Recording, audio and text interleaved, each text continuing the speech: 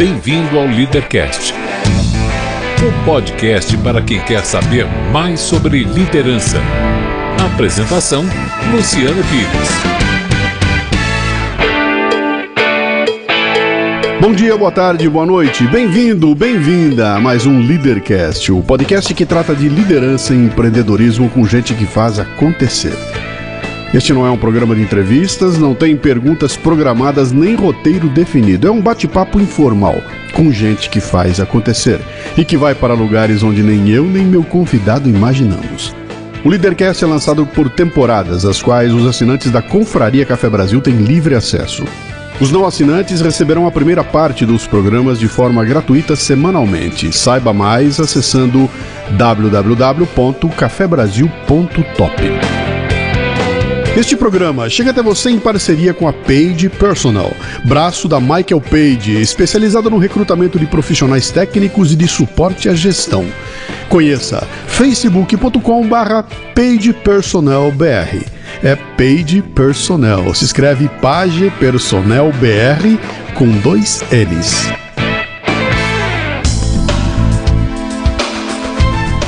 Hoje recebemos Marcelo Waschenberg, que é médico cirurgião especializado em coluna vertebral no Hospital Albert Einstein. Muito bem, mais um Leadercast. Esse aqui foi a forma como esse programa aqui está acontecendo é interessante. Esse ano eu completei 60 anos de idade e fui apresentado ao sexagenário de uma forma bastante interessante, com uma crise ciática, que começou uma dor devagarinho na minha perna esquerda, de repente eu estava sem conseguir andar, com a maior dor que eu senti na minha vida, e fui parar no Einstein de cadeira de rodas, e ali eu tive que para rapidamente ser submetido a uma cirurgia de hérnia de disco, e, bom, estou de volta um mês e pouco depois, uma recuperação muito rápida, né? Mas aconteceu uma coisa interessante, porque toda vez que eu tenho um rolo desse na minha vida, acontece sempre fim de semana, nunca é durante a semana, em horário útil, é final de semana. E a paulada deu na quinta, sexta eu estava em crise, fui pro Einstein, me atenderam na emergência do Einstein, num horário em que parece político, né? Não tem mais médico nenhum. E eu chego lá, sou atendido, e os caras, a gente vai chamar um médico, e daqui a 40 minutos ele chega aí. E não deu 40 minutos, deu 10, 15 minutos, chegou o médico, que estava saindo, né? Pegaram ele lá saindo para pegar o carro, ele voltou e a gente conversou e acabou que a decisão foi de cirurgia e tudo mais.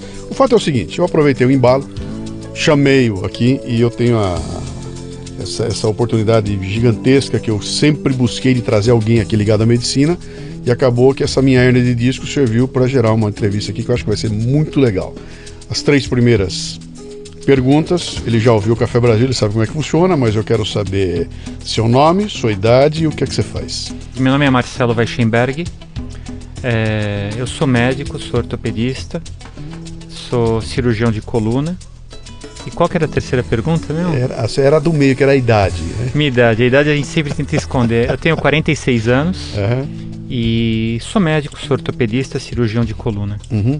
Bom, você sabe que o nosso programa aqui, o pano de fundo é liderança e empreendedorismo, e sempre que eu trago algum profissional de diversas áreas, aí eu estou muito mais interessado na forma como ele chegou lá e o processo de tomada de decisão e tudo mais, do que essencialmente o que é que ele faz ali, né? Mas no teu caso, que é médico, tem um histórico comprido. Você nasceu onde? São Paulo?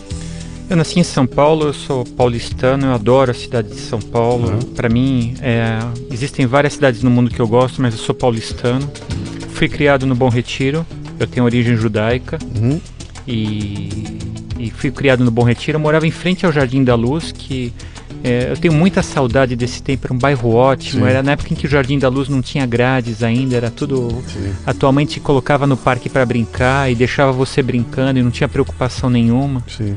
Então fui criado no Bom Retiro, que era um bairro tranquilo, um bairro típico da comunidade judaica, né? E depois, por volta dos 10, 11 anos de idade, eu mudei para a região dos Jardins. Eu fui morar lá perto do Colégio São Luís, lá na Doc Lobo, né? A região dos Jardins. E era uma coisa natural das pessoas da época, à medida que o pessoal conseguia ter uma melhora de vida, uma melhora financeira, o pessoal migrava, mudava de local. Mas eu sofri muito com isso, porque eu gostava muito, eu fiquei verdadeiramente doente quando eu saí do Bom Retiro para ir morar nos Jardins, porque você cria um apego. A gente tinha uma vida muito boa, muito tranquila, fazia tudo a pé, né? Não tinha Teus grandes pais preocupações. faziam o que, teus pais? O meu pai, ele era um representante comercial. Ele fazia vendas de roupas, né? Ele trabalhava para uma magaria chamada Magaria Ouro, que tem até agora tem lá no Bom Retiro. E minha mãe, ela voltada mais para a parte das artes, sempre fez pinturas, né? Cuidou mais da casa, mas ela sempre fez as artes dela, as pinturas. Ela também escreve, até agora ela ainda escreve, meu pai já é falecido. Mas minha mãe, ela pinta, ela escreve, ela é uma artista, né? Da onde pintou a medicina, cara? A medicina, ela apareceu na adolescência e foi de uma coisa engraçada, porque eu sempre gostei muito, eu gostava muito de matemática, da área de exatas. E na época, quando eu resolvi fazer o cursinho, o melhor cursinho que tinha na época era para a área de biológicas, apesar que meu objetivo eu pensava em fazer engenharia aeronáutica, eu queria fazer o ITA, e na época não tinha um cursinho específico para ITA. Por isso que gostou da entrevista do Osiris Silva, né? Exatamente. Eu achei fantástico, eu sempre gostei disso. E na época eu fui fazer um cursinho mais forte, que era o de biológicas.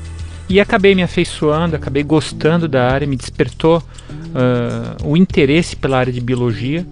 E nesse ano mudei minha cabeça e resolvi fazer o cursinho e o vestibular para medicina na época. E você não tinha ninguém na família que você bateu o olho e falou, pô, quero ser médico igual meu tio, quero ser... Na verdade eu tenho muitos parentes médicos, né, das minhas duas linhas, tanto da parte do meu pai, que é o Weissenberger, eu tenho alguns parentes, né, tanto da parte dele como da parte dos Zimmermann, ou Timmermann, que é da minha mãe, também tem vários médicos, né. E mas não foi esse o... Não foi esse o que desencadeou, o que me levou a fazer a medicina, né? Realmente foi o apego, né? Alguns professores que eu tive, tanto na minha escola, que eu estudei no colégio judaico, que é o Renascença, mesmo no cursinho, que os professores de biologia eram muito bons, acabaram me despertando o interesse para essa área. Legal. Cara, eu acho que a medicina deve ser talvez acho que só física quântica deve ser mais difícil do que medicina.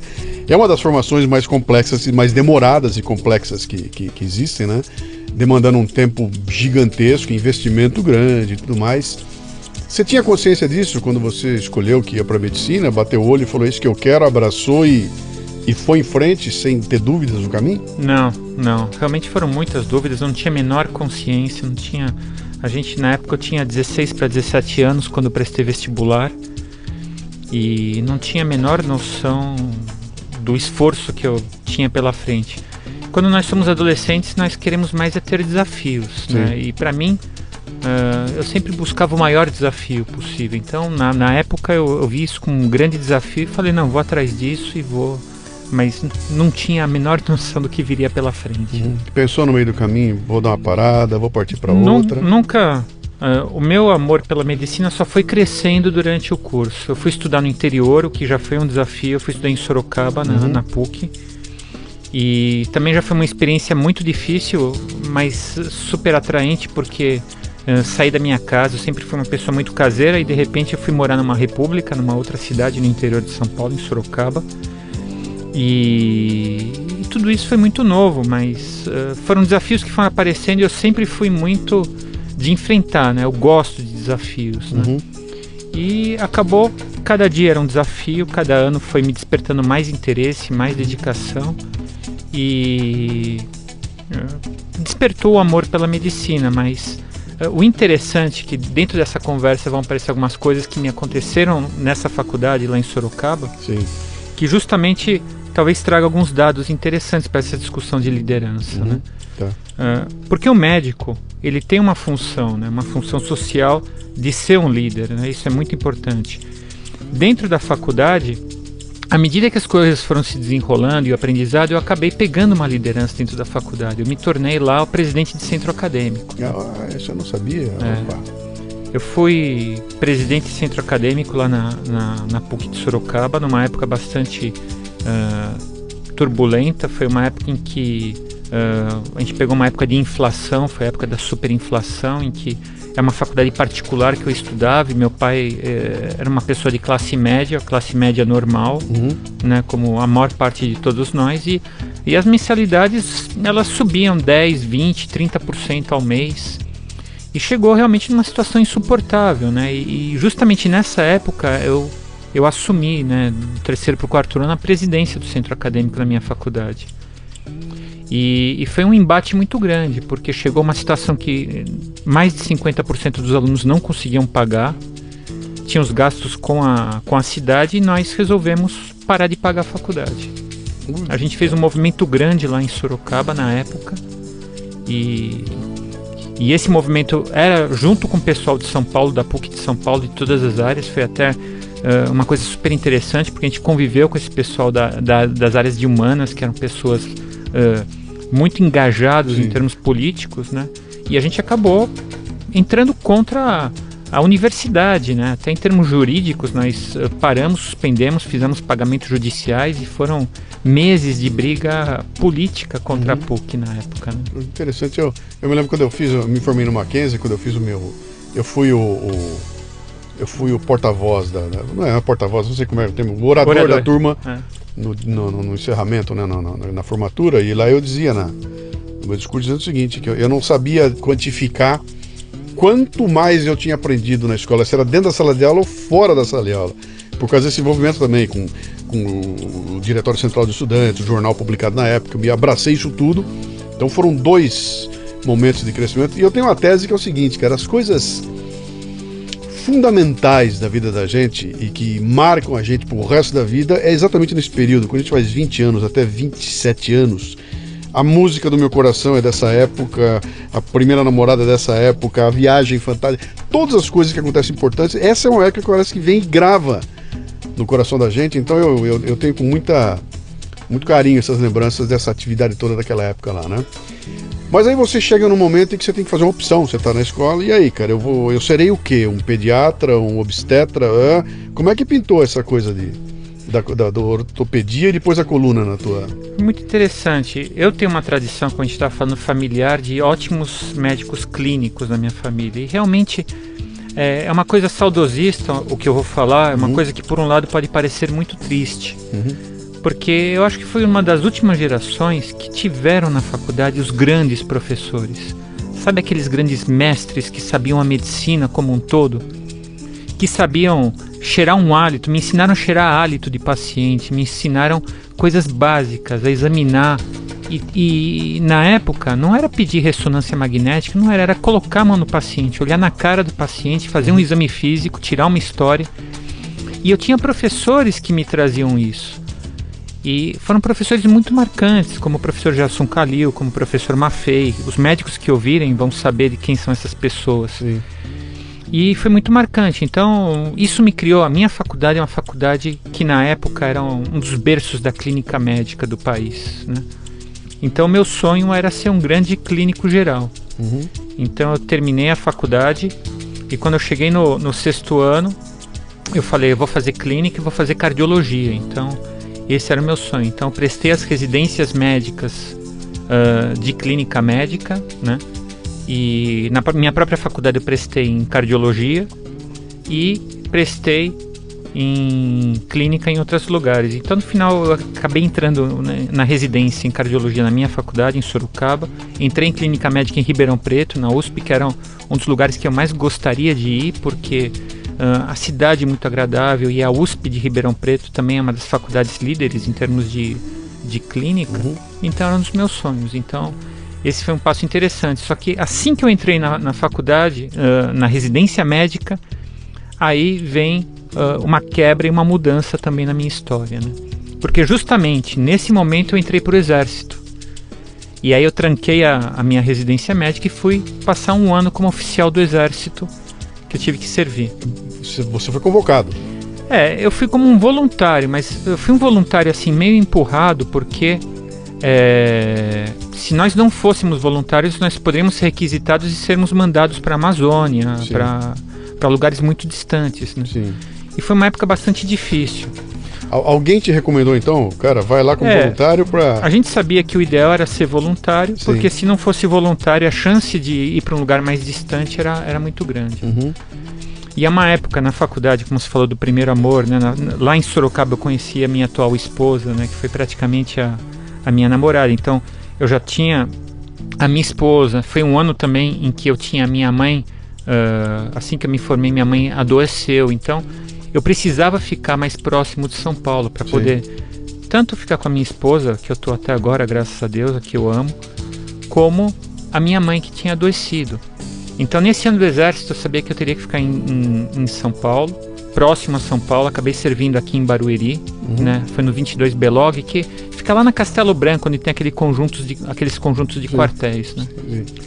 E acabei ficando em São Paulo e fiz um ano de Exército. Foi muito interessante, porque todo o tempo da faculdade eu fui um presidente de centro acadêmico que tinha contato com esse pessoal ligado à esquerda. Sim. E de repente, mais um ano depois de tudo que me aconteceu em termos de briga política com a PUC, você era o milico. Eu já estava lá como oficial do Exército, né? Cara, que delícia. E foram duas coisas que eu gostei muito. Eu gostei tanto de ser presidente de centro acadêmico, com uma visão mais... lógico que eu saquei na época que a minha tendência não era aquela do pessoal de humanas da PUC, de ser tão radical à esquerda, aquele negócio. Eu me lembro aquelas reuniões aqui em São Paulo, onde era camarada pra cá, camarada, e não é bem assim. Eu já sabia que eu não era isso. Sim. E por outro lado, eu tenho honra hoje em dizer que eu sou militar, quer dizer, eu sou militar da reserva, eu fiz um ano de exército, sou oficial do exército. Mas também foi um ano muito bom, porque eu entendi o outro lado da moeda também. Entendeu? A gente passa Mas sabe que isso tem acontecido? Quando eu converso com as pessoas, eu até preciso trazer mais gente aqui desse segmento. Até hoje eu só trouxe acho que um segmento militar. Aliás, vai ao ar agora na próxima temporada, junto contigo aqui. As pessoas que passam por essa experiência militar, todas elas falam de uma forma positiva, né? Evidentemente tem alguém que se deu mal lá, mas inclusive meus amigos que prestaram o exército na época, eu entrei junto com um grupo grande também, fui dispensado porque excesso de contingente, eu com 4 graus de miopia, o cara míope não serve, caí fora, mas meus amigos todos serviram. E todos eles contam as histórias com carinho, né, da lembrança deles naquela época. Mas quando você entra dentro do sistema e entende aquele sistema da hierarquia militar, aquela coisa toda, é uma coisa impressionante. Eu tenho ido fazer palestras, outro dia eu estive lá 2 vezes lá no Barro Blanco da Polícia Militar, que não é exército, mas é Polícia Militar. E tem um lance ali que chama a atenção, de você entrar, a educação dos caras, a forma como eles se respeitam, o tratar das pessoas, tudo com maior... tem um respeito, uma coisa hierárquica ali, que você fala, cara, isso aqui tudo se perdeu, né? Todo mundo hoje é bicho, é cara, ninguém não tem mais senhor, não tem mais respeito, mas lá dentro ainda existe essa coisa que acho que traz pra gente uma consciência de responsabilidade, né? Ensina a gente a ordenar as coisas e só quem tá lá dentro é que pode saber como é que isso funciona. Então é interessante saber você ter visto esses dois lados, um colado no outro, né? E aí, então esse tempo de exército te deu uma Eu fiquei um ano no exército, parada. eu ganhei um salário relativamente bom, eu tinha meio período para poder trabalhar como médico, meio período para ficar no quartel, e eu ganhava um salário relativamente bom, e com isso eu pude ajudar a cuidar da minha mãe, junto com a minha esposa, né? E foi um ano que... E quando eu entrei no exército, a minha esposa, tivemos uma boa conversa e ela veio para mim e falou: Marcelo, você é um ótimo clínico, você vai ser um ótimo clínico. Só que isso não basta para você. Por que você não pensa em fazer alguma coisa que você possa ficar em São Paulo, alguma coisa que tenha procedimentos, que exija de você o teu conhecimento de clínica, mas que você possa ter mais procedimentos? Então, foi nessa época em que eu resolvi fazer a ortopedia. Mas a cardiologia você não podia ter feito em São Paulo? Eu podia ter feito, podia prestar, porque estava trancada a vaga, mas eu ia prestar de novo a residência em São Paulo. Entendi. Mas durante o exército aconteceram alguns eventos em que me seduziu muito a parte cirúrgica. Eu tive que atender, eu lembro que a gente dava plantão como oficial de dia e como médico de dia. E 365 dias do ano não acontece nada no plantão de médico, nada, absolutamente nada. Você dá um plantão para fazer exame médico para os oficiais irem na piscina do quartel. E no meu plantão, obviamente, que um dia um soldado disparou o fuzil dele, ele teve uma fratura e o projetil atingiu o fêmur dele, e ele teve uma lesão de vascular grave da artéria femoral e os soldados me trouxeram: tenente, tá aqui, ó, o que a gente vai fazer com ele? Ele sangrando e a femoral rompida. Eu falei, pronto, agora não... E não tinham recursos, né? E a gente conseguiu estancar a hemorragia dentro do quartel, levamos para o posto de saúde, levamos para o hospital e a gente salvou o paciente. Ele teve uma fratura de fêmur, então nós estabilizamos. E isso realmente me despertou interesse por uma área que tivesse procedimentos mais invasivos. E eu acabei escolhendo ortopedia, porque na ortopedia a gente teria acesso a procedimentos resolutivos, né? Você tem uma fratura, você alinha o osso. Então eu queria fazer alguma coisa resolutiva, absolutamente que você pudesse trazer a pessoa o mais breve possível ao retorno às suas atividades. Então isso me seduziu e acabei seguindo esse caminho numa conversa que eu tive com minha esposa. Então aí eu resolvi me preparar para a prova de residência na Escola Paulista de Medicina, que era um local muito concorrido. Eu acabei estudando junto com um colega da Escola Paulista, que é um grande amigo meu, e acabei entrando na residência médica em ortopedia na Escola Paulista de Medicina. Com isso eu poderia ficar em São Paulo com minha esposa, cuidando da minha mãe, e estaria mais perto da minha família e poderia fazer alguma coisa que tivesse mais procedimentos.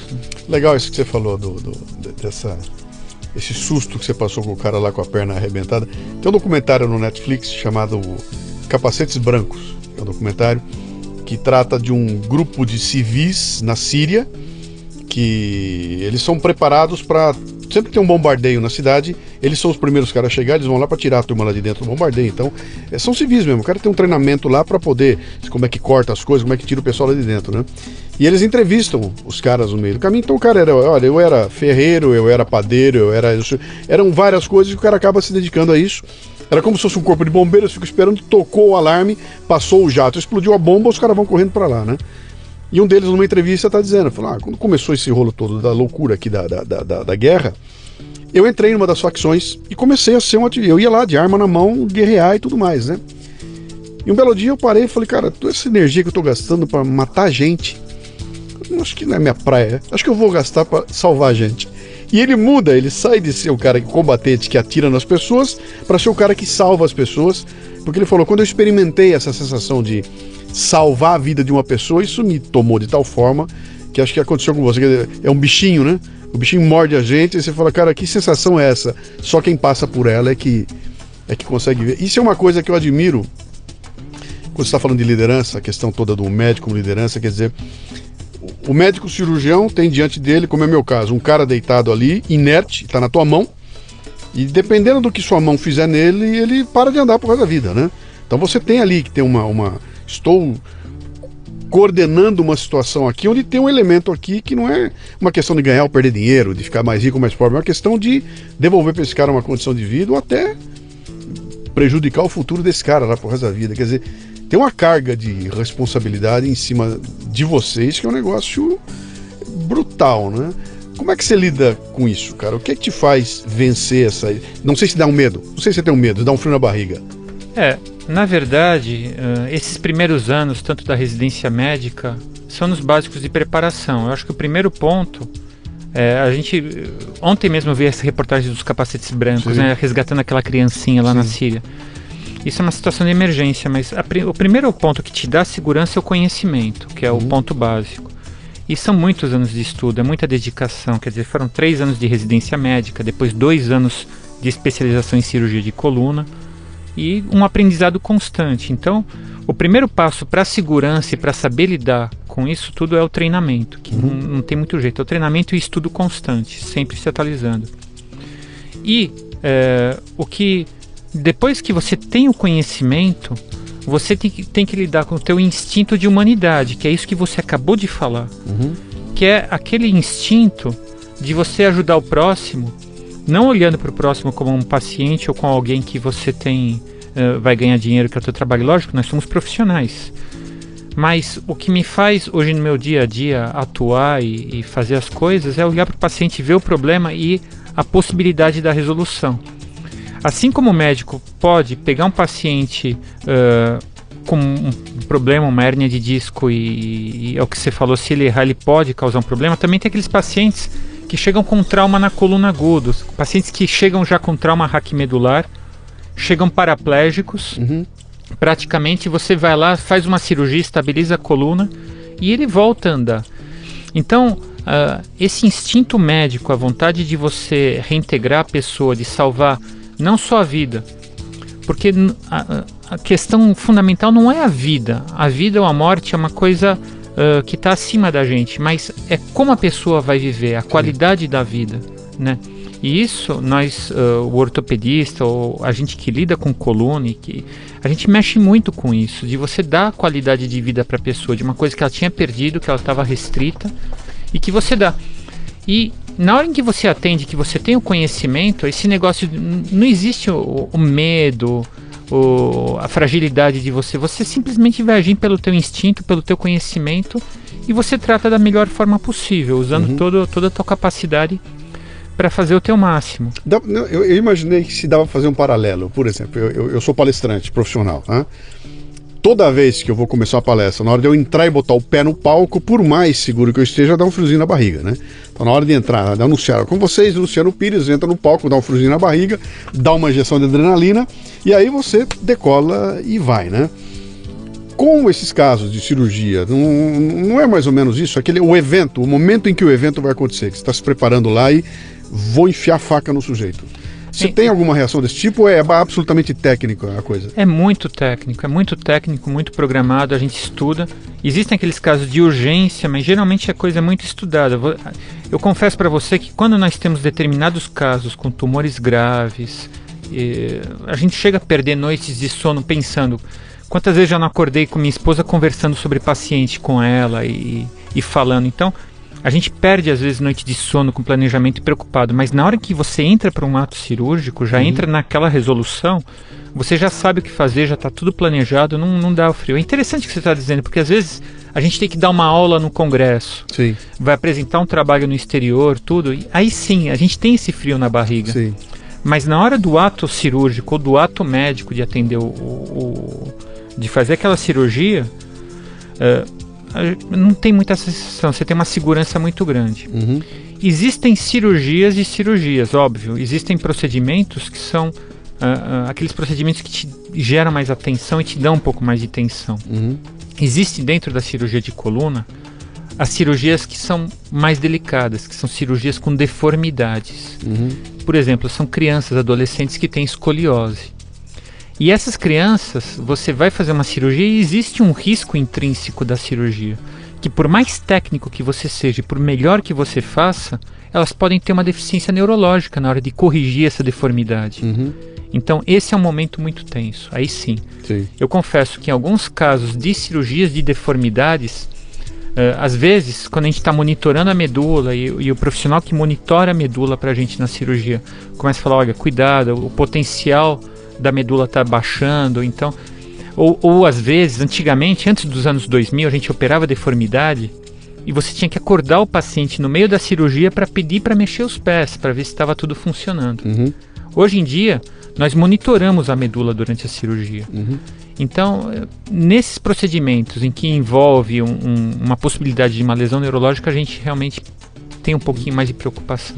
Você falou uma coisa interessante aí que tem a ver com o procedimento que eu passei agora com você, que todo mundo que pergunta pra mim, como é que foi? Fala, olha, foi há um mês. Pô, mas você tá assim? Eu falo, cara, se fosse 10 anos atrás, eu acho que ia estar de cama ainda, me recuperando, né? Porque a evolução foi uma coisa brutal, tanto que até hoje em dia, quando você fala, vou fazer uma cirurgia, a primeira coisa que vem é uma careta. Todo mundo faz careta, porque a imagem da cirurgia da coluna é aquele cara com um ferro enfiado nas costas, 2 anos de cama e sem recuperação. No meu caso foi uma coisa bastante rápida e até eu saí 5 dias depois do hospital, saí andando, né? Saí caminhando ali, um negócio impensável, né? Isso implica o seguinte, tem uma evolução tecnológica, tanto dos equipamentos que você utiliza, quanto dos medicamentos, quanto dos procedimentos, que é uma coisa que eu acho que na medicina vai numa velocidade brutal. Eu lembro, eu tenho alguns conhecidos que são médicos, os caras falam, cara, eu tenho que estar toda hora na convenção não sei o quê, naquele workshop disso e daquilo, porque as coisas vão numa velocidade grande, né? Tem um lado do teu dia que você é obrigado a estar estudando essas coisas novas para poder implementar no teu dia a dia. Quer dizer, você jamais pode parar na tua profissão, e eu não sei se existe outra profissão como a medicina, onde as coisas acontecem numa velocidade tão grande. Você parou, fiquei 3 meses sem dar uma olhada, já perdi o fio da meada, já mudou tudo e os procedimentos foram, né? Existe um processo, vocês médicos em conjunto, vocês têm tem um lugar que vocês vão para isso, tem um horário do teu dia, tem um tempo, a tua rotina diária, tem um tempo para estar antenado nessas coisas, você tem um grupo que o pessoal se comunica. Como é que você faz para se manter atualizado? Acho que existem duas coisas muito importantes nesse aspecto. Eu acho que existem princípios básicos. Os princípios básicos de ética, de tratar um paciente, isso é básico, isso não muda e nunca vai mudar, apesar de algumas pessoas quererem. Então, o princípio de saber examinar um paciente, de ter o conhecimento básico, até princípios de cirurgia, de educação dentro de uma cirurgia, de ter uma rotina, isso não vai mudar. Isso é estático, são princípios básicos que têm que ser seguidos, que é o princípio da ética, o princípio do correto, o princípio de fazer exatamente o que tem que ser feito. Moralidade, tá? A moral tem que ser feita. O que, infelizmente, a tecnologia tem mudado um pouquinho a vida, confundido as pessoas, né? Porque às vezes o excesso da tecnologia traz problemas. Então muitas das cirurgias, mesmo que nós realizamos às vezes para uma hérnia de disco, elas são básicas e são feitas há 100 anos praticamente da mesma forma.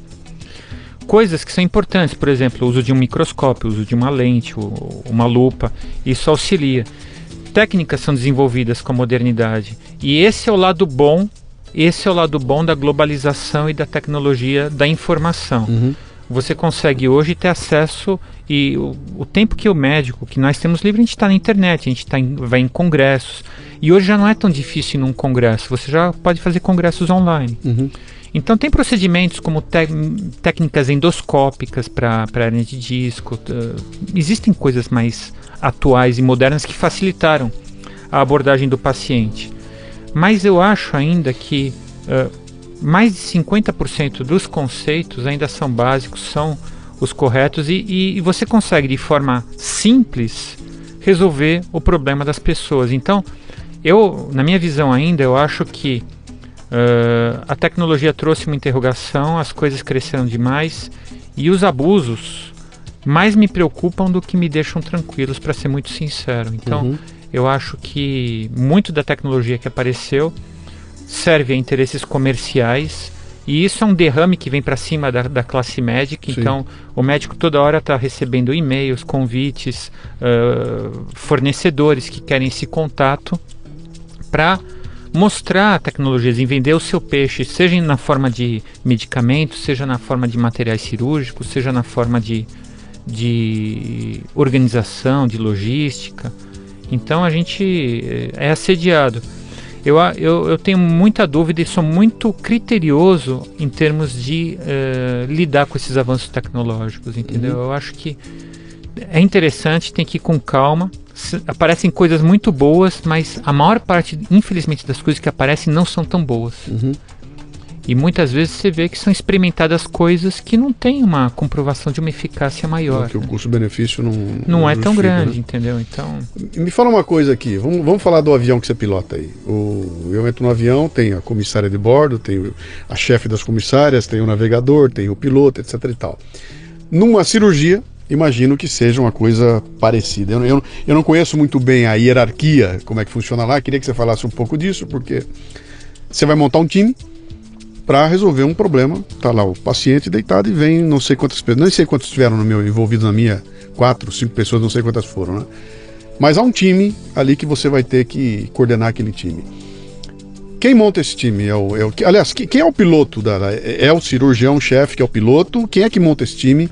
Como é que você faz para bater o olho no anestesista e sem ele falar nada você sacar, os dois se entenderem naquele esquema da equipe que funciona junto, né? Como é que funciona isso? É uma coisa, pode parecer simples, mas é muito complexa. O aspecto de simplicidade em termos exatos, assim, você tem que ter primeiro um hospital de qualidade, né, que te ofereça as condições para você poder fazer um procedimento. Eu acho que a gente não falou aqui no começo lá, mas você atende no Einstein. Isso. Que é uma das mecas da medicina aqui no Brasil, né?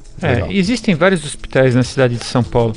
É interessante até que, para o conhecimento, como eu te falei logo no começo, que eu adoro São Paulo, sou um paulistano convicto, né? E eu acabei conhecendo São Paulo às custas de hospitais, que você vai dando plantão em tantos hospitais por aí que você vai conhecer da cidade inteira. Então, existem muitos hospitais bons em São Paulo, tanto públicos quanto particulares, né? O Einstein, obviamente, é um dos principais hospitais, não do Brasil, mas do mundo, em termos de qualidade, né? E isso dá para falar tranquilamente, porque durante a nossa formação, no Fellow que eu fiz, eu conheci vários hospitais, e realmente o Einstein tem um padrão muito grande. Agora, dentro da tua pergunta, Sim. a gente precisa ter uma equipe que tem um cirurgião que vai coordenar. E esse cirurgião, ele vai ter que ter 1 ou 2 assistentes. Em cirurgia de coluna eu costumo ter 2 assistentes, né?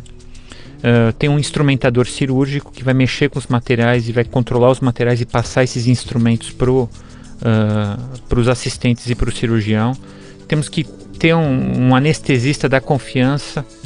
Eu tenho uma equipe de anestesistas que trabalha comigo, que é da minha confiança, e em alguns momentos, por exemplo, tem certas vezes que você tem que usar o anestesista do hospital. Eu lembro muito dentro de um hospital público, às vezes você trabalha e você não escolhe o anestesista, é o anestesista que está de plantão que trabalha com você. Você às vezes até conhece tudo, mas o ideal é que o anestesista ele seja muito acostumado com você. Você olha na cara dele durante a cirurgia e sabe que está tudo bem, ou tá nenhum problema. Ele vai estar com a vida do paciente na mão, cuidando dos parâmetros clínicos, né? Então tem um anestesista. É uma coisa interessante, porque quem é de fora, o anestesista é o cara que vai fazer eu dormir e acabou. E me bota para dormir e sai da sala. E não é nada disso, né? Ele fica monitorando o tempo todo. Ele é o responsável quando numa anestesia geral, em manter as vias aéreas funcionando, em oxigenação. Qualquer falta de oxigenação pode levar a uma sequela neurológica.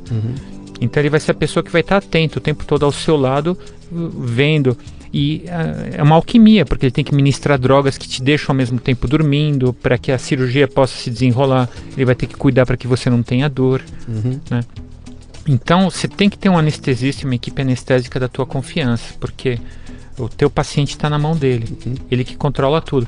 Dependendo das drogas ou da posição que o paciente está, ele pode ter um sangramento maior durante a cirurgia ou menor. Sim. Então até as drogas, o nível de pressão que ele mantém o paciente, tudo isso a gente combina. E ele sabe a cirurgia que eu estou fazendo, e ele sabe que, por exemplo, tem que ter um sangramento diminuído naquela área que eu estou trabalhando. Então tem que manter a pressão do paciente um pouquinho mais baixa. Então tem que ser uma equipe, tem que conhecer bem. Então tem o cirurgião, os assistentes, o instrumentador, o anestesista. E dentro da sala cirúrgica ainda tem uma circulante, que é uma funcionária do hospital, que fica cuidando para que os instrumentos sejam todos trazidos na sequência certa e monitorados. E além do que está acontecendo naquela sala cirúrgica, ainda tem a enfermagem, que está por fora, que está coordenando tudo, tem os responsáveis pelo centro cirúrgico. Então é uma logística muito grande. Então é uma equipe que você tem que coordenar, e tudo fica na coordenação do cirurgião. E antes de começar uma cirurgia, tem uma reunião com a turma? Ou vamos lá? Não. Vamos trocar calota, vai. Levanta o carro aí, troca calota. Por exemplo, a gente tem até agora um projeto no Einstein, que é um projeto de cirurgias de coluna.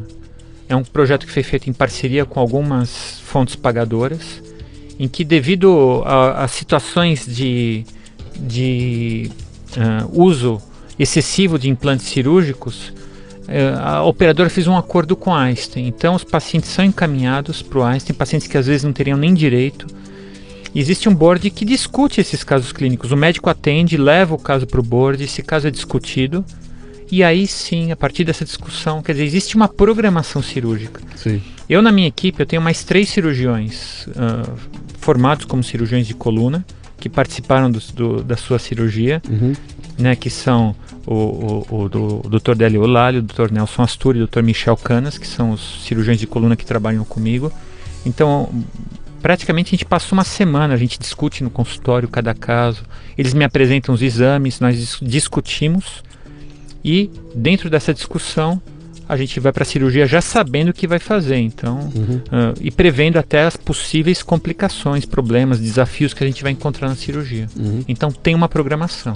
Que interessante isso, né? A gente que está de fora só...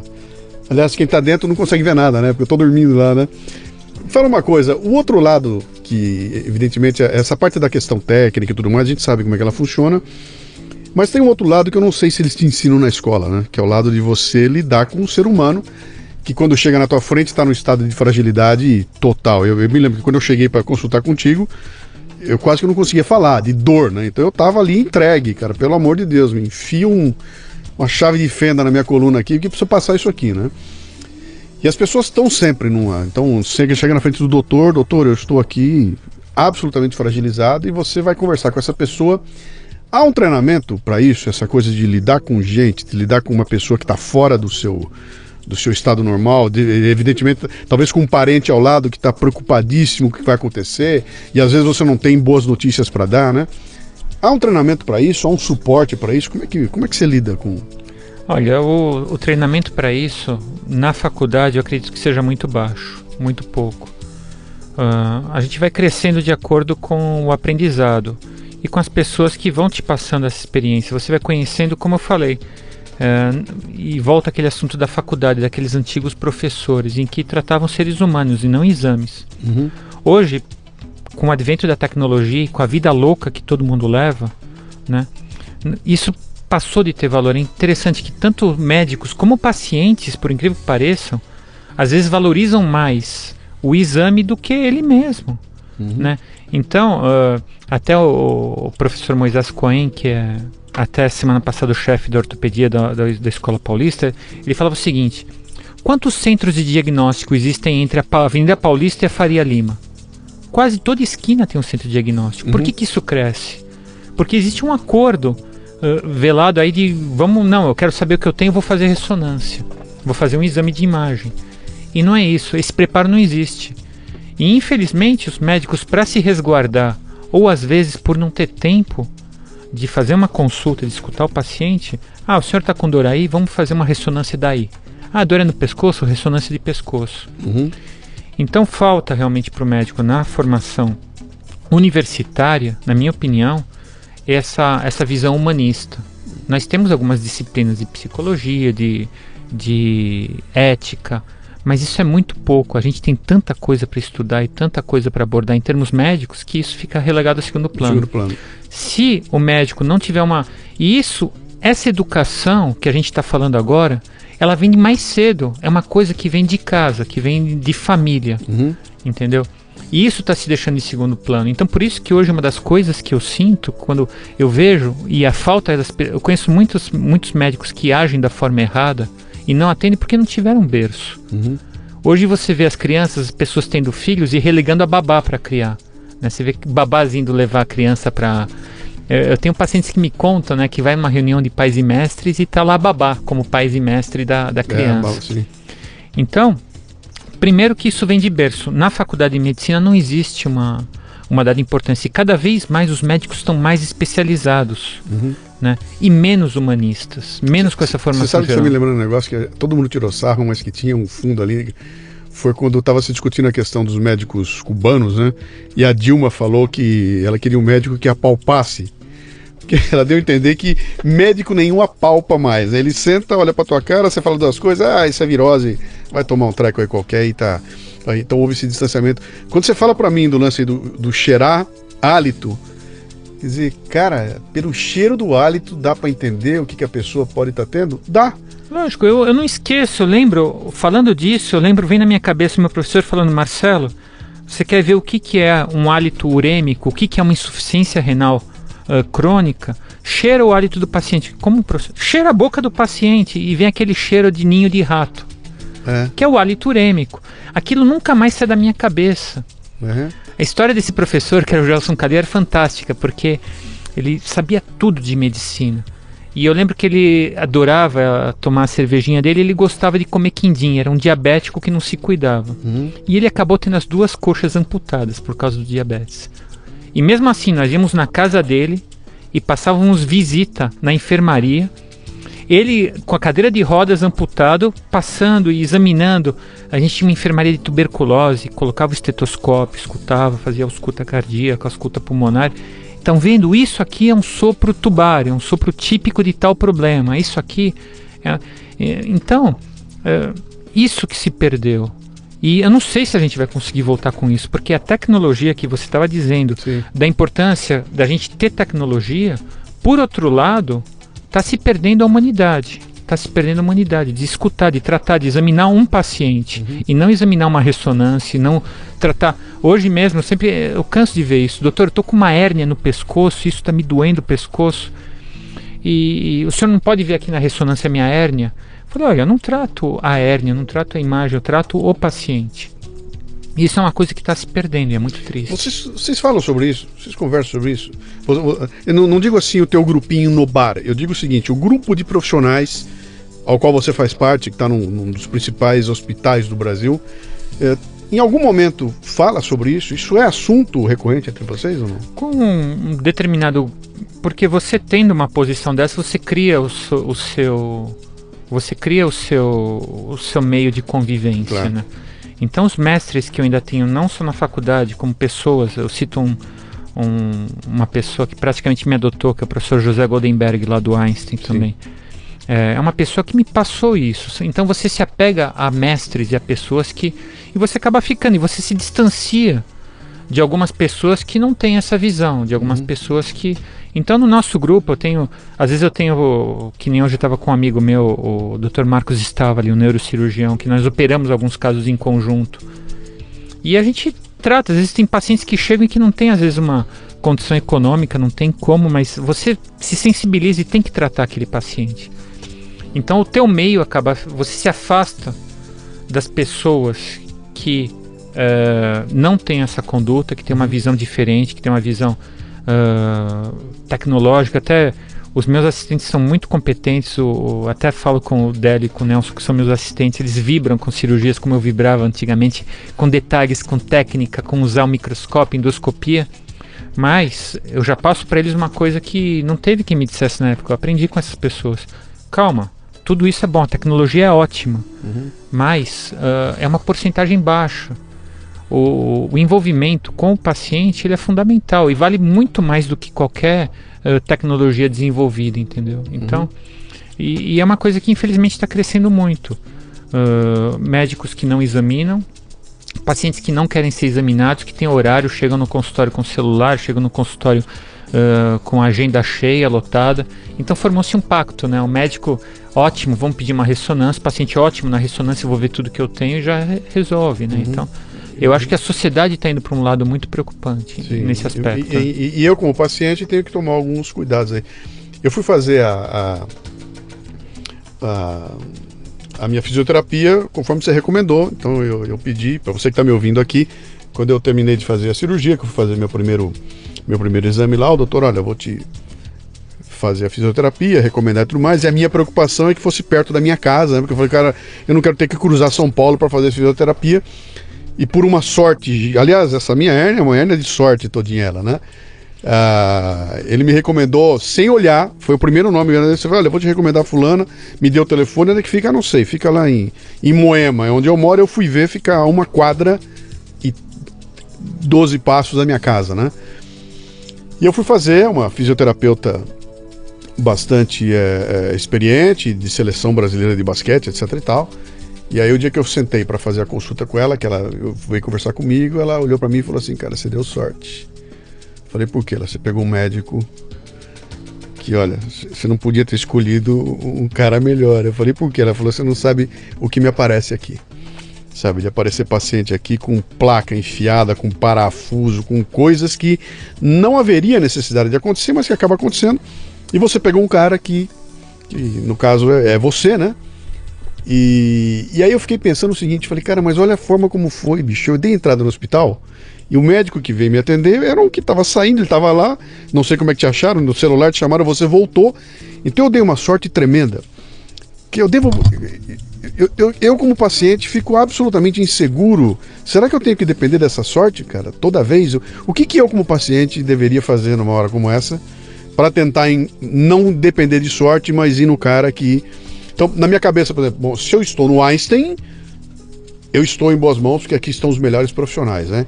E ela fala para mim, calma, não é o fato de você estar no Einstein que vai te colocar na mão dos melhores profissionais. Mas eu fico inseguro, como é que eu como paciente, o que eu posso fazer, cara? Mas é um passo já. Um bom hospital como o Einstein, como o Hospital Sírio-Libanês, esses hospitais, eles têm um controle de qualidade. Eles têm isso, felizmente, eles estão sendo... Por um lado, felizmente, mas por outro é um lado triste. Esses hospitais, eles estão sendo obrigados a rever o corpo clínico. Então, existe uma monitoração cada vez mais exigente por parte desses hospitais dos médicos que são aceitos para trabalhar dentro, entendeu? O Einstein evoluiu muito nisso, ele tem uma parceria muito grande com os médicos e eles sabem quem são os médicos que estão. Há pouco tempo isso era mais liberado, mas cada vez é mais vigilante. Então, o primeiro passo para você ter um bom médico é realmente estar dentro de uma boa estrutura, de um bom hospital. E posso citar vários com tranquilidade, seja o Einstein, o Sírio-Libanês, o Oswaldo Cruz, o Hospital São Luís, quer dizer...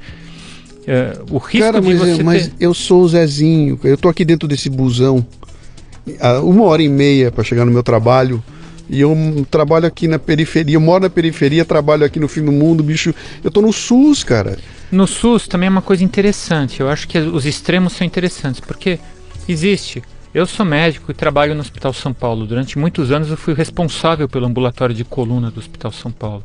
Então as mesmas cirurgias que eu fazia no Einstein, eu fiz no Hospital São Paulo durante muitos anos e com grande qualidade. Pelo SUS. Eu cheguei a operar em hospitais como o Vila Nova Cachoeirinha, onde eu trabalhei também durante alguns anos. Fiz cirurgias de hérnia de disco no Hospital de Vila Nova Cachoeirinha. Então... grandes serviços universitários, como Santa Casa de São Paulo, apesar de toda a crise, Hospital São Paulo, a USP, né, o Hospital das Clínicas. Então são hospitais de excelência que vão dar um atendimento, você vai encontrar esses profissionais. Esses profissionais que estão no Einstein, no Sírio, estão na USP, estão na Santa Casa, estão no Hospital São Paulo, na Escola Paulista de Medicina. Então eu acho que são os passos. E o paciente que está lá na periferia e às vezes não tem como ser tratado, ele pode ser encaminhado para os hospitais de referência. A gente tem hoje na Zona Leste hospitais como o Hospital Geral do Tatuapé, o Hospital Santa Marcelina, tem uma equipe ótima de cirurgiões de coluna. Então a gente tem... Eu trabalhei durante muito tempo no Hospital Regional Sul, onde eu fiz muitas cirurgias também de ortopedia até durante a minha formação, e te dão condições. Então existem bons hospitais públicos também. O problema são hospitais que eu diria hospitais pequenos, e às vezes mesmo hospitais ligados a convênios pequenos, ou esses hospitais podem ser um pouco mais problemáticos, porque eles não têm às vezes tanto uma seleção ou interesses tão claros assim. Porque hoje é muito importante dentro da instituição público-privada ter uma boa definição de conflito de interesses. Conflito de interesse é o que rege a humanidade hoje, e na área médica mais do que tudo, né? E a gente está caminhando para isso. Só que esses hospitais de ponta, seja na área pública ou privada, eles estão mais avançados nessa área. E é nessa área justamente que você pode selecionar melhor o profissional que vai cuidar da tua vida, seja público ou privado, né? Você vai precisar do estudo ali, né? E não dá para deixar para a última hora, para resolver, como o meu caso, foi no desespero, eu não sabia nem para onde ir, não tinha quem recorrer, não tinha nem um médico para ligar, me recomenda alguém aí, sexta-feira de novo, no final de semana. Me fala uma outra coisa aqui, que batendo um pouco nessa questão da tecnologia. Antigamente você recebia um paciente na tua frente, que você começava a falar, o cara ficava de boca aberta, fazendo, não entendia nada. Hoje em dia esse cara tem uma aula na internet, e quando ele chega eu fui assistir cirurgia de hérnia na internet para ver o que aconteceu comigo, e vi as imagens da cirurgia, então eu entrei sabendo o que aconteceu comigo, né? Como é que é isso para você que é um médico, que agora recebe era um vendedor de carro antigamente, agora que o cara vem já sabe como é que funciona, como é o motor, papá, e o vendedor, na hora de conversar, pega um cara que já não é mais um nó cego, né? Isso para vocês é bom ou é ruim? Na minha opinião é sempre bom. Eu gosto, eu acho que é um direito, e mais do que direito, é uma obrigação das pessoas se informarem. Eu acho que de tudo que eu acho, que eu vejo dos males da tecnologia, de diminuir o contato do ser humano, né? As pessoas hoje se falam por WhatsApp, por curso, não tem que ficam mandando mensagenzinha de carinho, beijos pelo WhatsApp, sem mesmo ver não se abraçam, não se cumprimentam, não tem uma conversa no olho a olho, né? Isso é muito ruim da tecnologia. Agora, o acesso a conhecimento, ele é valiosíssimo. Eu gosto quando meus pacientes procuram, saibam do procedimento que vão ser submetidos, conheçam sobre a doença que tem. nós mesmos geramos os conteúdos, né? Seja em termos de publicações acadêmicas, ou seja como aulas para leigos que a gente faz. Então é muito valioso, é um direito, é uma obrigação. O paciente, às vezes o paciente chega envergonhado, pô, doutor, desculpa, eu abri o exame e vi lá o laudo. Não tem problema.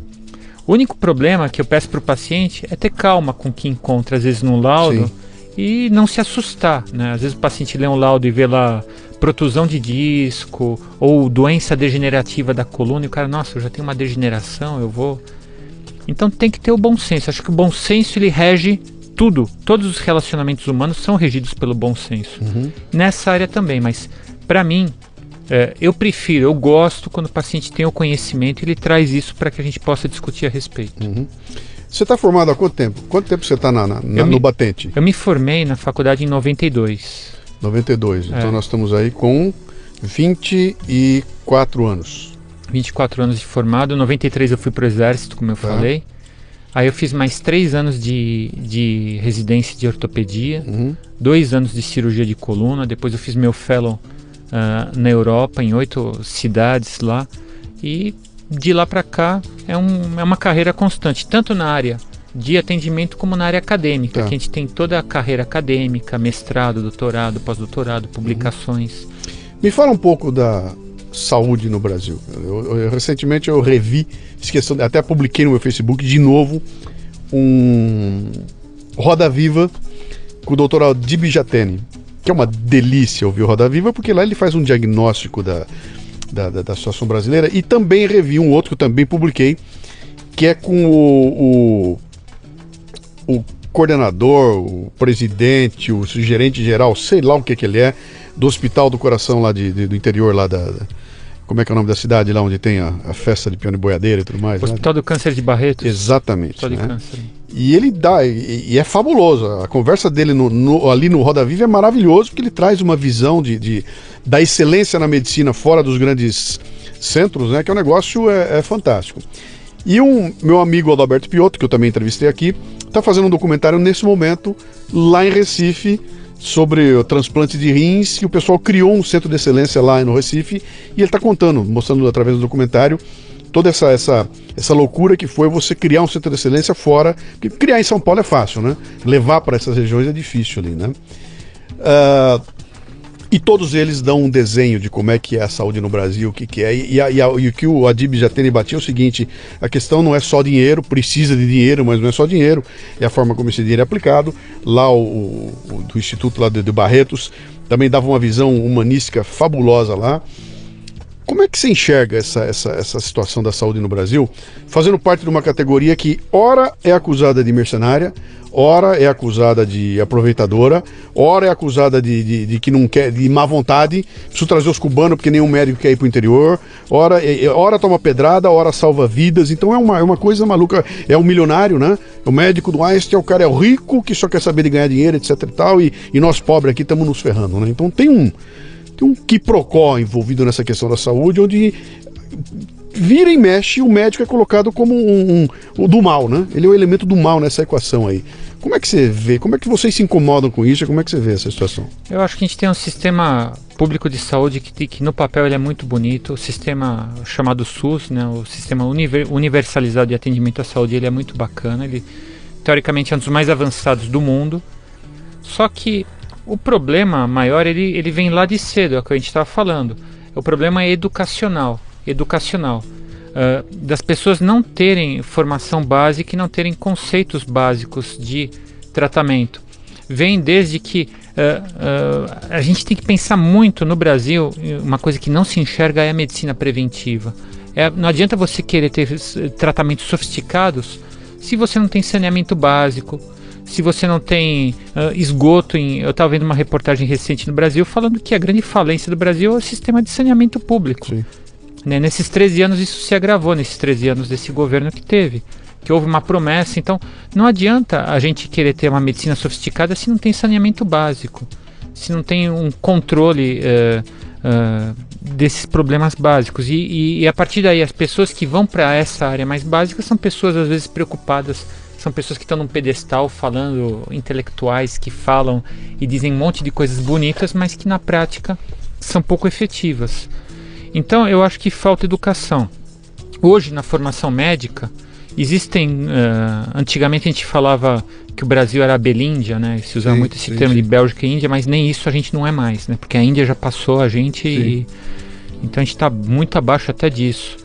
Então o problema, você vê que as pessoas se formam em escolas médicas que não têm condições, às vezes no interior, em locais do país, e querem vir para São Paulo para fazer especialização.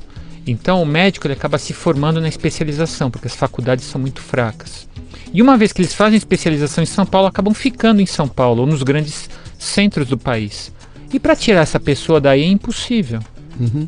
Depois que você deu o que é de melhor para uma pessoa, que ele teve a possibilidade de vir, ele não vai voltar para a floresta, ele não vai voltar para uma cidade no interior de não sei aonde. Eu lembro, para você ter ideia, eu fiz o meu doutorado, eu fiz um estudo genético numa doença chamada escoliose idiopática.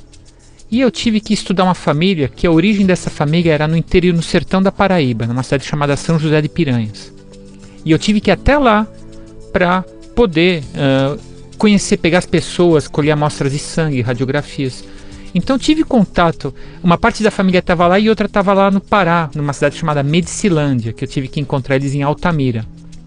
Então eu tive contato nessa cidade, a cidade de referência Cajazeiras, perto de Juazeiro do Norte, no Ceará, e tinha um hospital enorme lá. Eu fiquei fascinado com o hospital, mas era um elefante branco, não tinha médico, não tinha estrutura. Quer dizer, enquanto a gente tem essa ideia de que o importante é material, é o hospital, não, nós construímos tantos hospitais, tantas unidades de saúde, ou agora você vê na eleição a proposta dos candidatos, até o que foi eleito, vou contratar 600 médicos, vou contratar 1000 médicos.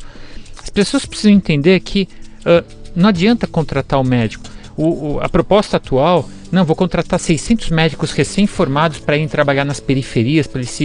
O médico que vai trabalhar na periferia, ele não pode ser um recém-formado. Ele tem que ser um médico qualificado e que vai resolver as coisas. Até porque ele vai estar numa situação onde ele tem que improvisar e você tem que saber. Não improvisar.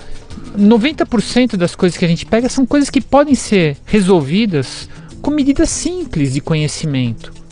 Então, se você pega um médico experiente e contrata ele, paga ele de uma forma digna, o médico é remunerado pelo conhecimento que ele tem, ele vai exercer a medicina.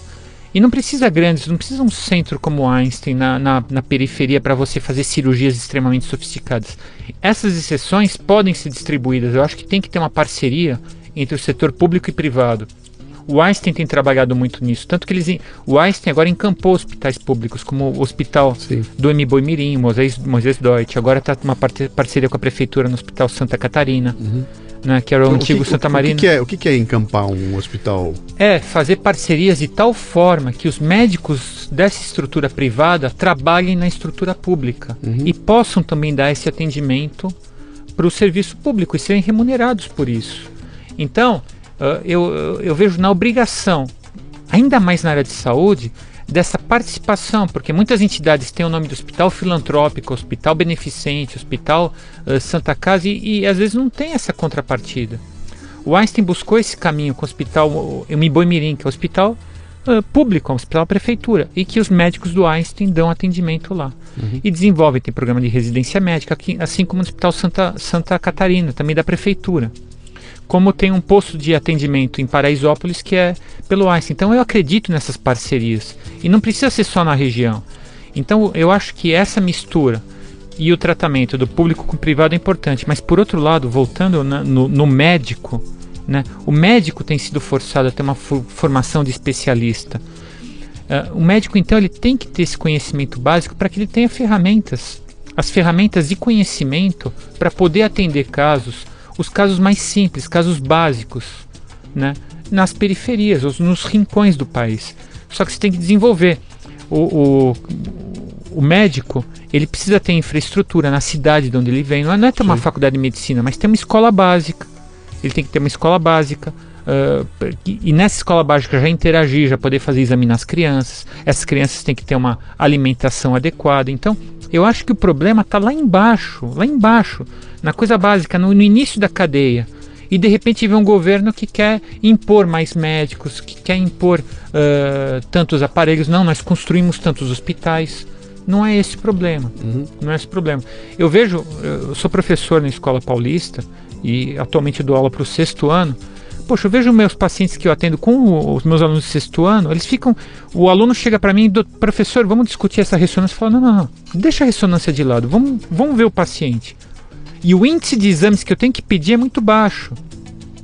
Então, se nós tivéssemos médicos treinados, o que trava o sistema de saúde, você vai pedir uma ressonância no setor público, às vezes o paciente tem uma fila de 6 meses, 1 ano. Então, mas enquanto isso não acontece, ele está parado, né? Está parado. E a quantidade desses exames, realmente, eu acredito que mais de 50% não precisavam ser feitas. Um exame, uma consulta bem feita, uma orientação, ensinar o paciente a fazer um alongamento, ensinar o paciente a forma de levantar da cama, resolveria o problema.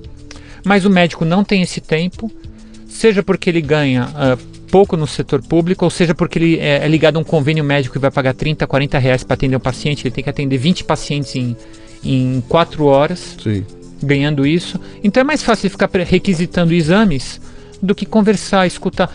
Quantos e quantos pacientes não chegam no meu consultório e falam, puxa vida, doutor, só do senhor me escutar já estou me sentindo melhor, a minha dor no pescoço já está mais tranquila. Quer dizer, a pessoa tem uma dor tensional, tem uma contratura muscular, vai no consultório, vai no serviço público e pedem uma ressonância magnética do pescoço. Quando uma conversa de meia hora, eu já orientaria, não, faz uma compressa quente, passa a ter uma atividade física. Então falta esse bom senso da saúde básica, né? Da instrução básica, da educação. E isso gera todo o nosso problema. Então nós não precisamos de 1.000 médicos, 600, nós precisamos do número certo de médicos que tenham a capacidade, tempo, disposição e condições para dar o atendimento básico. É impressionante que toda vez que eu falo sobre os grandes problemas estruturais do Brasil, a gente blá, blá, blá, blá, blá, pum, cai lá na educação básica, cai lá embaixo, onde tem uma responsabilidade gigantesca do paciente, do próprio paciente. Quer dizer, essa história de a gente se colocar como vítima, né? Pobres pacientes são as vítimas. Há uma iniciativa que podia começar nas próprias regiões, né? Quer dizer, nas cidades pequenas, como é que eu atraio um médico para uma cidade pequena? Então eu conversei com vários, eu fiz aí umas viagens pelo interior do Brasil. Aliás, eu faço todo ano, eu viajo para cada lado. É uma loucura. E cidades muito pequenas, e o cara me falava, dizia o seguinte, cara, o médico não quer vir para cá porque, primeiro, eu o tirei de um lugar que dependendo da idade dele, ele tem mulher e filhos, e aqui eu não vou ter a escola que o filho dele tem lá, então ele não quer vir para cá. Segundo, ele chega aqui e não tem o tomógrafo, não tem a estrutura que ele tinha lá, então ele vai ter que improvisar ou se virar com o que tem aqui à disposição. Então, muito pouca gente quer vir porque não há estrutura, o cara não tem gaze, né? Não tem... Então, sabe aquela história dos buracos saindo água, que você tampa um, aparece outro, dá a impressão que não tem fim, né? Que esse processo não tem fim. Uma vez eu conversei aliás, eu fui no evento que a Viviane Sena estava lá apresentando o processo lá o projeto da Fundação Sena, que é de educação, e ela mostrou um projeto que elas fizeram, escolheram um estado pequeno do Brasil, não me lembro se foi Rio Grande do Norte, algum estado lá, que elas fecharam o estado e implementaram naquele estado um projeto delas de educação, que foi um negócio maravilhoso, cara, lindo, aconteceu tudo, foi muito legal. E ela falou o seguinte, qual é o problema disso aqui tudo? O Brasil não consegue combinar qualidade com quantidade. A gente consegue fazer coisas que são ilhas de excelência maravilhosas no lugar, e a hora de ampliar isso aí para dar escalabilidade, perde-se tudo porque nós não conseguimos combinar qualidade com quantidade, né? E aí entra no meio do caminho o interesse econômico, os caras, tudo que você já conhece aí, né? E a impressão que dá ouvindo você falar é que, cara, isso não tem fim. Não tem fim, porque eu devia ter começado há 30 anos a arrumar essa situação para poder estar tendo resultados agora, né? Sei lá onde é que isso vai.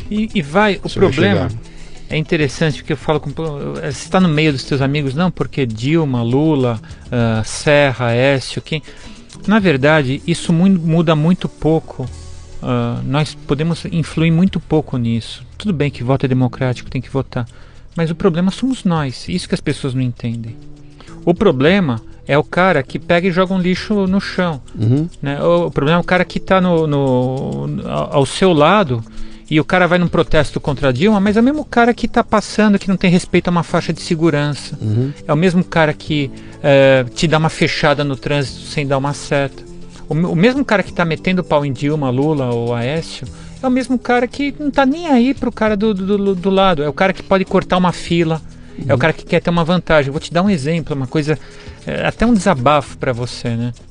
Pô, as pessoas às vezes têm uma cirurgia, nós operamos, restituímos, a pessoa está apta a voltar ao trabalho e está bem, voltou à vida normal. Mas existe uma brechinha, se o doutor der um relatóriozinho dizendo que ele pode, por causa daquela cirurgia, ter uma isenção de imposto para ter um carro automático, então as pessoas vão nessa brecha e querem. Aí vem aquela história da vantagem, né? De tirar uma vantagem do outro. E isso não é uma coisa de Dilma, Lula, não é uma coisa, sabe? É uma coisa... É em geral, cara. É uma coisa em geral, uma coisa do ser humano. Não, uma coisa de querer tirar vantagem, de querer ter uma coisa. E que no fim dá impacto em todos os segmentos da atividade que a gente faz. Se nós estivéssemos discutindo aqui cartório, projetos de engenharia, a bicicleta, lá que caiu no Rio de Janeiro lá com a onda que bateu ali, a ciclovia, qualquer tema desse que a gente trouxer aqui, no fim vai acabar nessa mesma história, cara. Tem uma responsabilidade na ponta lá que a gente não consegue resolver, né? Bom, vamos caminhar aqui para os nossos finalmente. Eu quero saber o seguinte, cara, o que você falou que é professor e está dando aula para uma molecada aí, né? Como é que você está vendo essa molecada nova, essa geração nova que está chegando aí? Como é que ela vem, cara? Ela vem diferente, pior, melhor, igual ao que era na tua época? Quer dizer, quando você se vê com a idade deles e compara as duas coisas, eu sei que são épocas diferentes e tudo mais, mas te preocupa essa geração que está vindo aí? Ou você está tranquilo com ela? Como é que é? Não estou tranquilo, estou muito preocupado. Eu acho que as pessoas estão querendo ir para uma linha tecnológica, estão esquecendo efetivamente do que é o paciente, do que é a medicina, do que é aqueles princípios que eu falei do mestre, de saber o básico, de saber propedêutica, de escutar o ser humano, e me preocupa demais. O conhecimento está muito baixo. Uma coisa crítica que eu vou falar, eu tenho muito medo em falar algumas coisas hoje, porque infelizmente a gente está vendo um tempo em que é bonito ser politicamente correto, então você tem que tomar cuidado com determinados assuntos, porque você pode ser mal interpretado, né?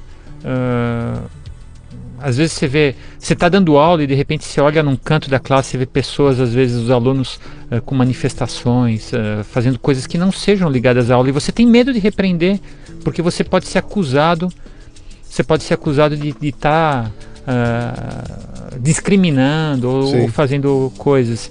Então às vezes você vê pessoas, atitudes, por exemplo, uma coisa que eu me preocupo às vezes com esse negócio de cotas, né? Eu acho que isso é uma coisa que me preocupa demais, porque isso na minha verdade, eu teria vergonha de ser um favorecido por cota, porque acho que esse é o verdadeiro racismo que existe.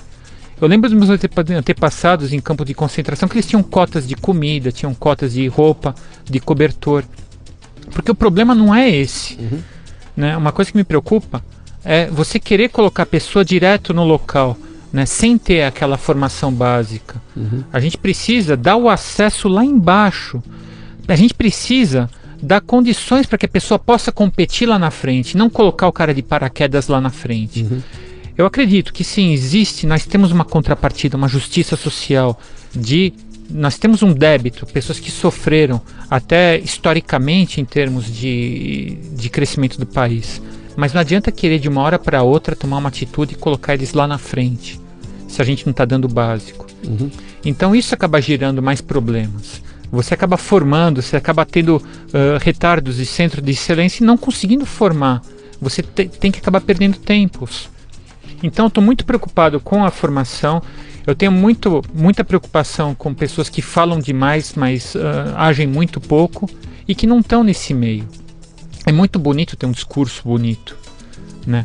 Porque isso dá voto, isso torna as pessoas politicamente corretas, mais acessíveis, mas não é a verdade. Não é a verdade. A gente perde qualidade, né? Então tem lugares em que você tem que ter qualidade. Você tem que dar condições para que a pessoa possa competir lá na frente. Entendeu? Eu acho que nós temos uma sociedade injusta, mas nós temos que tomar cuidado para não tornar essa injustiça mais comprometedora, né?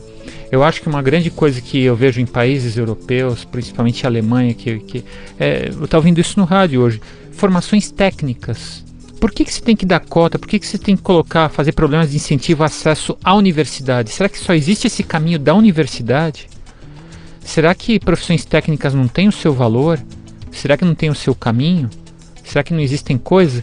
Eu estava ouvindo até o Max Geringer, que você fez entrevista, ele falando ontem na CBN sobre a história do funileiro, que fez uma pergunta para ele e falou, poxa, mas eu vi um cara de paletó e gravata que veio aqui, o cara trabalha numa corporação, tudo, mas na hora que eu comecei a conversar com ele, eu descobri que eu ganho mais do que ele.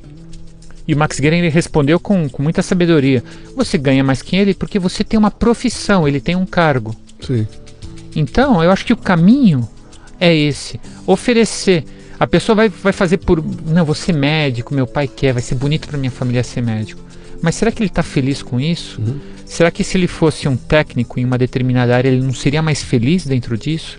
Será que as pessoas que se dão uma cota para ir para uma universidade, se ele fizesse um curso técnico, tivesse uma formação melhor, ele não estaria feliz em vez de cair de paraquedas, às vezes, numa situação em que ele não tem a base para seguir? Eu publiquei recentemente no Café Brasil um comentário de uma ouvinte que ela dizia que o sonho dela era fazer medicina e que ela sabia que ela não ia ter a menor chance de fazer medicina, ou por causa de grana, ou por capacidade de passar nos exames todos, e ela botou na cabeça que ia ser enfermeira, se formou como enfermeira, e aquilo aliás, e depois ela está atuando como enfermeira, ela teve condições de pagar a faculdade, e aí ela entrou na universidade.